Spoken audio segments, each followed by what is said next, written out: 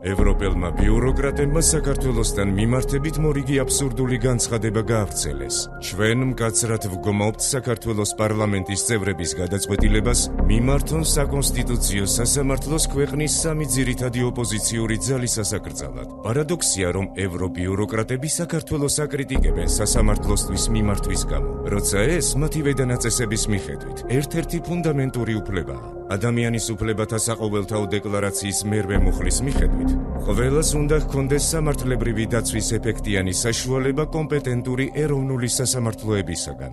ადამიანის უფლებათა ევროპული კონვენციის მე-6 მუხლის მიხედვით ყოველი ადამიანი აღჭურვილია კონკრეტულ ვადაში მისი საქმის სამართლიანი და საქვეყნოდ განხილვის უფლებით, კანონის საფუძველზე შექმნილი და მოუკიდებელი და მიუკერძოებელი სასამართლოს მიერ.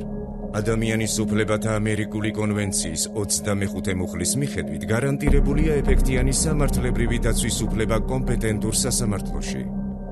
ჰააგის კერძო საერთაშორისო სამართლის კონფერენციის მიხედვით მართლმსაჯულებაზე ხელმისაწვდომობის შესახებ კონვენცია უზრუნველყოფს მართლმსაჯულებაზე არადისკრიმინაციულ წვდომას.